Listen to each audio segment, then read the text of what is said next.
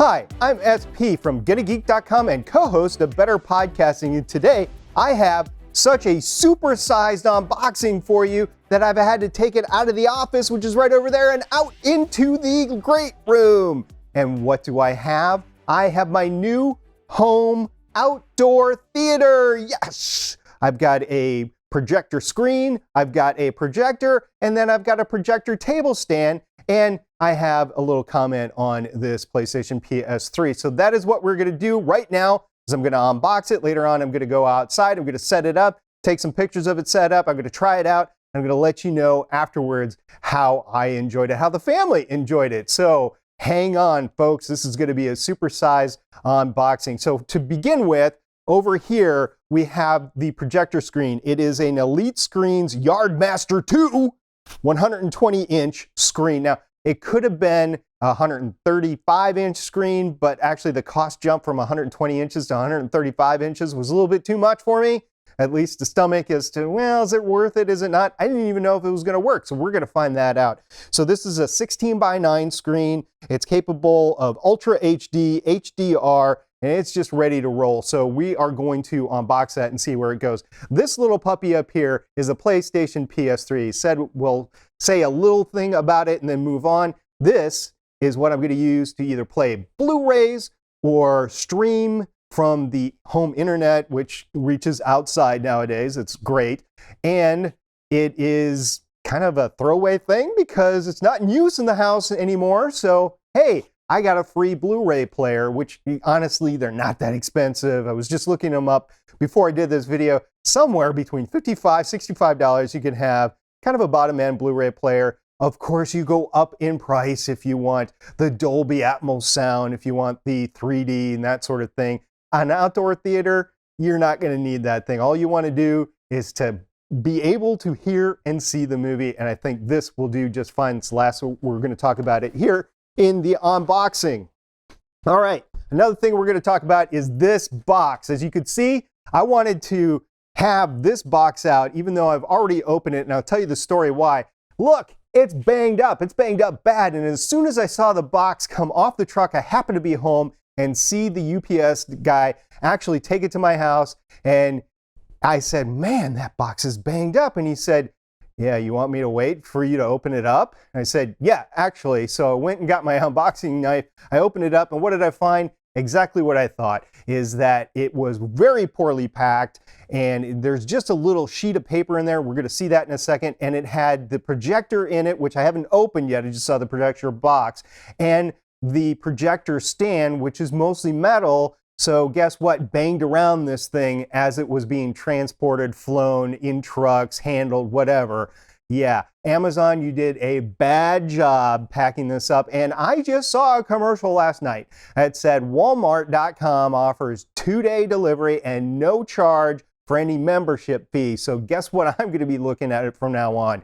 And when I'm comparison shopping, Walmart.com and Amazon.com. If it's going to get here in 2 days and it's going to be the same price or less, I'm going to look at my alternatives. I do enjoy the Amazon Prime streaming service, but I don't necessarily know if that and the delivery is worth $120 a year, where I can get the delivery for free, at least right now, over at Walmart.com. All right, I'm going to take a look at this. You're not going to see my head anymore because this box is just way too big. It was probably the minimum size box that they could put all the order in together. And before I grab my hands into this, it's going to make a lot of noise on the audio, but it is just that paper, and it's not that much. I mean, if you take a look at it, I can get both my arms in the box without the paper even rustling too much. So yeah, it's not packed very well. Here's the paper. I'm going to throw it to the side. All right, paper no more. What we do have in here, though, is hopefully an undamaged box of the projector. We'll get into the specifics in a second. And the slightly damaged box, but undoubtedly not damaged because it's all metal parts, Pyle laptop projector stand, whatever you want to call it.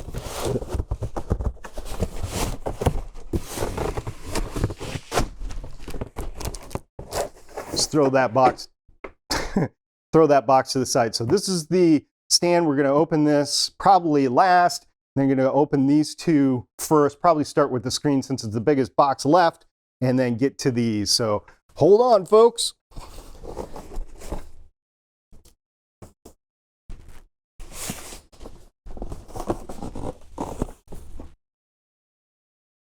All right. Ooh. This is a projector screen. It's the Elite Screens Yardmaster 2 120-inch. I've already said that before, but this is what we're dealing with. Undoubtedly, it's going to be in some sort of carrying case while we get it open. So we're just going to open it and see what's in the box for now, and then I'll fully assemble it as I throw it in outside. So here we go. By the way, these straps were, in this case, very useful on carrying this thing. It's a little bit heavy and ungangly for one person to handle.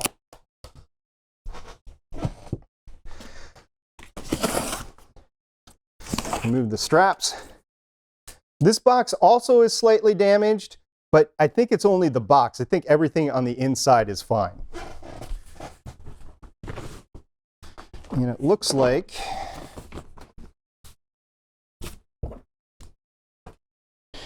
we're going to have to open this puppy from one of the ends.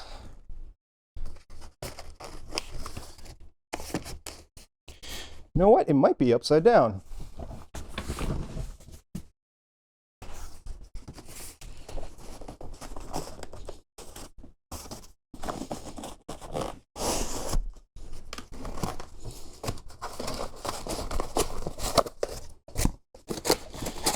Nope, you just had to roll the end on it.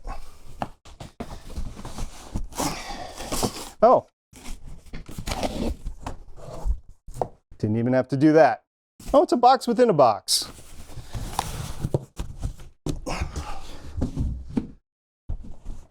It's good that it just naturally happened that way. Oh, so this is going to open up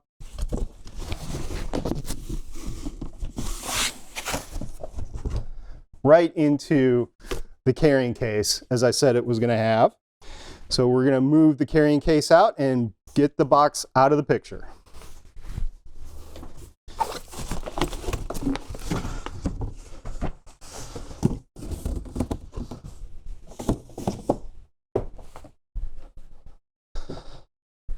All right, it's a nice little case here. The emblem is kind of obscured by the handle, but it does say Elite Screens on it. And it's a vinyl case. It's got a, what you would call maybe just a little bit more upgraded than a cardboard backing to it as it sits in there, but the sides seem soft, at least on the outside. You have a zipper, goes all the way around on top, and you got two zipper handles to it. And you've got the carrying handle, which is Velcroed together. I'm going to take that apart so that we can actually unzip it. So there we go. We have instructions. Indoor-outdoor portable projection screen. I'm not sure how portable it is, but I guess it is in a bag, so that's pretty cool.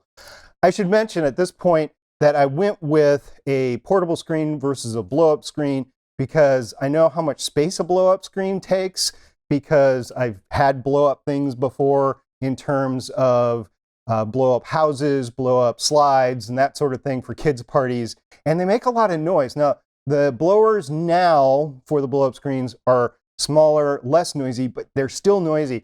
And one of the things that I've seen to mitigate the noise is, oh, just put a big Tupperware Rubbermaid container over it. Well, then it's going to overheat because you're not letting any air circulation really through it. So that is why I went with this sort of non-blow-up portable screen versus the blow-up screens, which are also pretty nice and pretty big.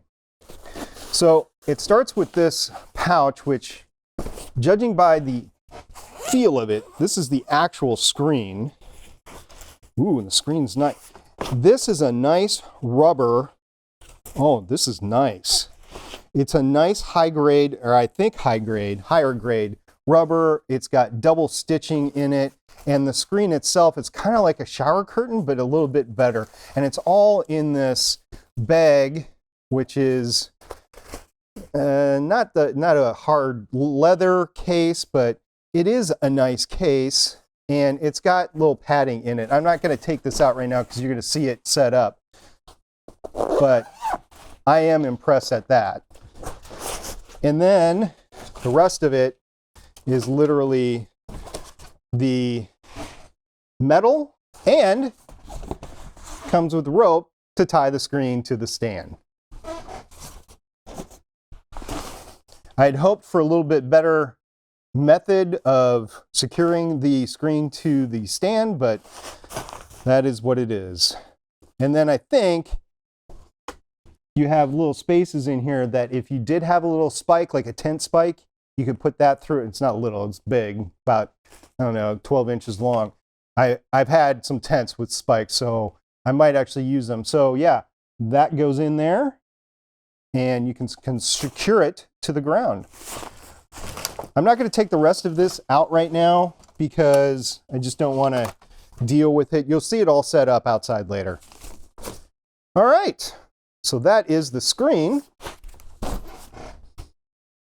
Once again, that's the Elite Yardmaster 2.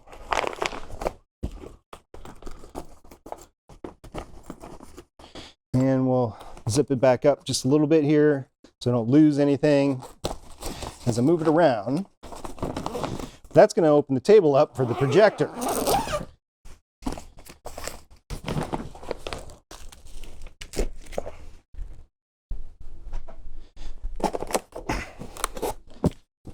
All right, here's the projector. It is an Optoma. I don't know if that's actually how you say it, but it's how I'm going to say it. So it's an Optoma HD142X 1080p 3000 lumens 3D DLP home theater projector. So I went to a lot of review sites, and this was the one that I settled on for the price range. Might not be the best ever, but for a 1080 projector at $550, that's pretty cool. By the way, the screen was $146.87.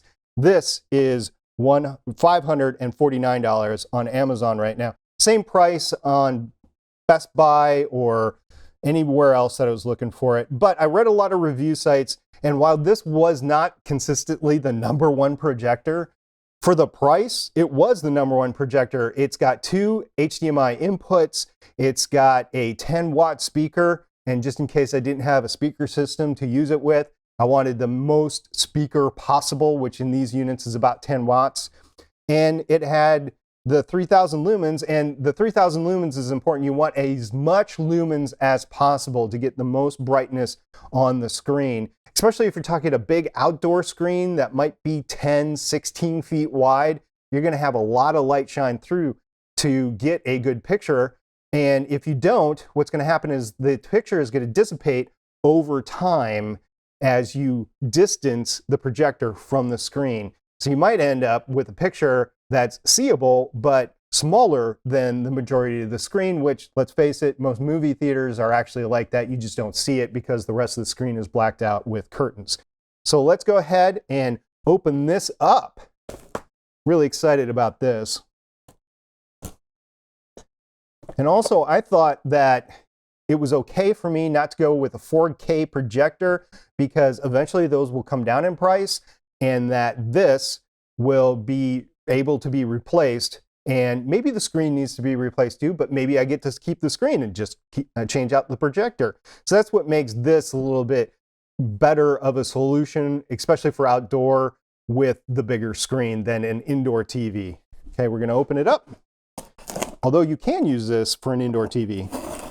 Saw a lot of reviews that people were using both the screen and the projector for big parties like Super Bowl watch parties or stuff like that. All right, as we open up the box, there's a lot of great packing. The device itself is air packed, probably no damage at all from being thrown around in that box. All right, we'll open that in a second. There is also another smaller compartment with the power cord and with the remote. So that is the projector box. We're not going to open up the remote. It's your typical remote for a projector. And here is the projector. It comes with a little card inside a bag with a Blu-ray, actually it's not a Blu-ray, it's a DVD with an HDMI manual for it. Oh, that's nice. I didn't even have to cut it. It was secure, but it came out without a problem. Then you have the typical electronics vacuum packed bag. Actually, it's not vacuum packed. It's just a protectant seal. We'll get rid of these Scotch tape. That is the silicone balls that allow moisture entrapment. Oh, it's nice. It's not really heavy, and it does have a plasticky feel on top, but it does have a little bit of weight to it. I can't compare it to anything else since I don't. It's got a zoom on the front right there and a focus. So yeah, the focus is actually the lens and the zoom is up here, so that's good to note. It has a cover, obviously, for the lens, and we're going to want that. That's probably the IR sensor right there. You have controls that are on top of the projector, which is always good. You ever been in a conference room at work and you're like, how do I turn this projector on? You can't find the remote. Somebody climbs on the table, reaches up to the ceiling, and presses the button to turn it on. Yeah, that's why those are important. And on the back, it's got a power plug.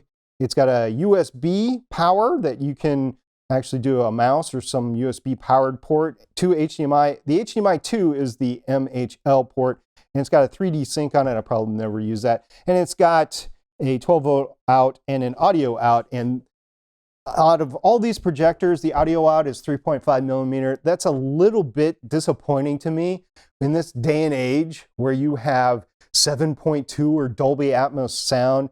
I would hope that it would be a little bit better quality coming out of these projectors than a 3.5 millimeter connection, maybe a Bluetooth or some sort of Wi-Fi connection, but no, then it would be more expensive, and I like this at the level that it is, the cost that it is. So there you go. There is the Optoma HD142X. The next time you see it, all the plastic will be gone, and it will be sitting on a table outside and actually hopefully projecting, even if it's daylight, and we'll show some shots at night that I won't get in trouble for copyright infringement. So that is the great projector. We're going to put that over to the side, and we're going to open up the damage box of the Pyle Pro DJ stand. That's what it's called for. It's a DJ laptop stand, a projector stand, adjustable laptop stand, computer DJ equipment studio. You gotta love some of these people on Amazon advertising the title of their product in this whole long thing when it's just really a little stand. So we're gonna open that up now. Once again, the box is damaged. It is a Pyle Pro, Pyle, PyleUSA.com. Technically, it is the PLPTS3. The features: it's a universal laptop notebook placement, rugged and durable metal construction, convenient sound equipment placement, quick and easy setup, lightweight, portable, and reliable, tripod floor standing design, quick and convenient height adjustments, minimum height 28 inches, maximum height 41 inches, perfect for on-stage or in-studio use. Used by musicians, DJs, performers, engineers, etc. Folds completely for travel and storage. Shelf plate size, length width is 16 inches long by 20 inches wide, and it is ABS. Thought it was steel, and it's saying it's ABS. It does have a glossy black finish, and it's sold as a unit. The weight of this is 10.68 pounds, so almost 11 pounds. It does not feel like it is all that much weight.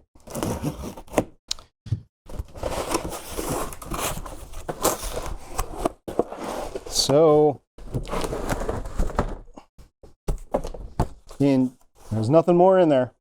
In typical equipment fashion, it is bubble wrapped, and here is the tripod portion of the stand.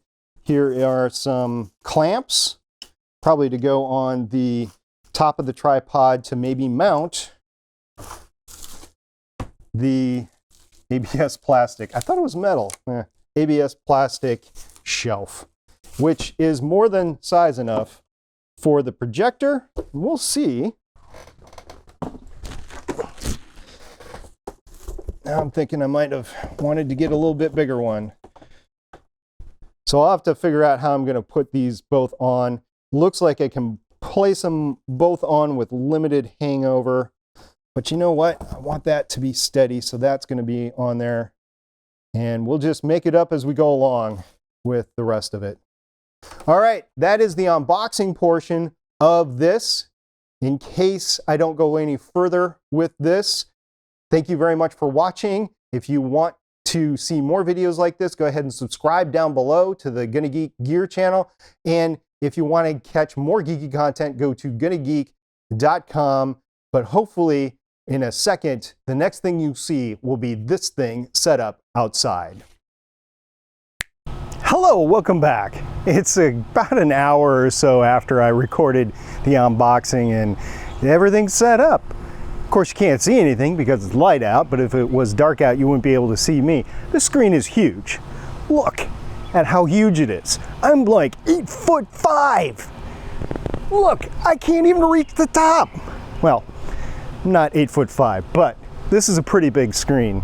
Big enough for my backyard anyway. I was wondering if the 120-inch was going to be good enough, and it is.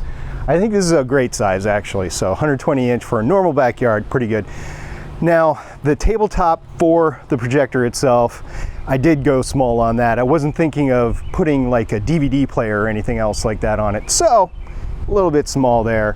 You can see it's a little bit windy out because the cover, I don't know if you can see it, the cover to the projector is kind of flying around a little bit. Well, any slight wind, this is a huge sail. It's going to go right over. And I did read reviews which said that the frame would bend, making this useless if it fell over. It actually fell over about 3 times as I was setting it up. And it is fine just because it went over lightly. But I did go ahead and put in the spikes. It came with 4 spikes and I put them in just to stabilize it. It's going to have to be a pretty calm night to use this outside. If you want to use it inside, no big deal, but outside, definitely going to have to use the spikes just to keep it stable. Also, if there's any rain around, you got to bring it inside.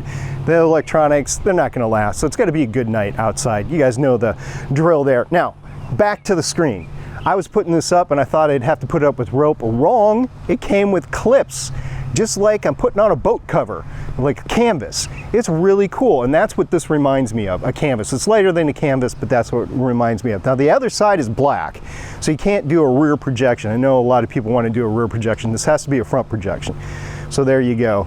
And I'm not sure how much wind I would put this up against. Probably no more than 10 miles an hour. And I mean, it's, as you can tell, it's going back and forth pretty hard. And it's not all that windy, but I'm going to bring this back inside a bit. But I just wanted to take a short video of everything set up, and we'll go with that. And I'll take a reverse video so you can see it from behind, and probably some aerial videos too if I can get it done before it either rains or the sun goes down. So we'll get back into the studio. Maybe I'll show a short clip of it actually operating at night, but after that I will go back into the studio and give my review of the performance of this incredible setup. I think it's incredible right now, but I haven't used it yet, so we'll see. All right, catch you guys in a bit. I said I'd catch you guys in a little bit, but I just wanted to get the behind the scenes view. So you can clearly see the projector on the stand behind me, way off in the distance there, and then the black canvas back to this, so it's not going to get any rear projection. And I don't know if you could tell, but it is going back and forth a little bit, and it's creaking when it does it. So yeah, I wouldn't think this would be too stable in too much weather. Make sure you put either the spikes in or some weights on the legs as you go in. By the way, the setup was really easy. The legs assemble with these 2 screws. They're little screw nuts, and You take those out and you lift the whole thing up. It's light enough for one person, but it's so encumbersome that it really takes two people.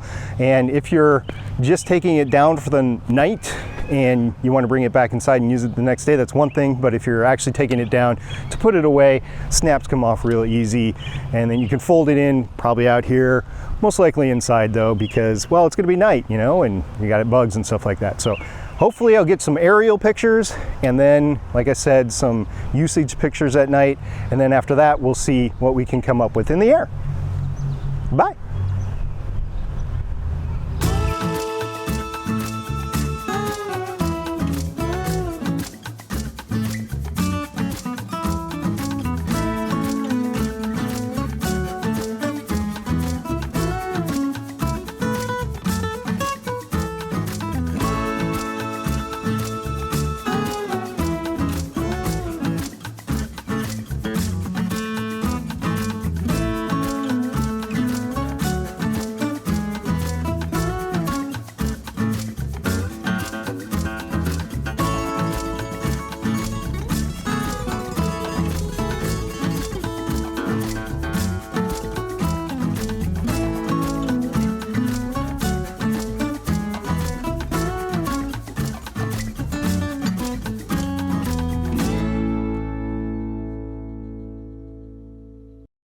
Welcome into my podcast studio for the final segment of this review video.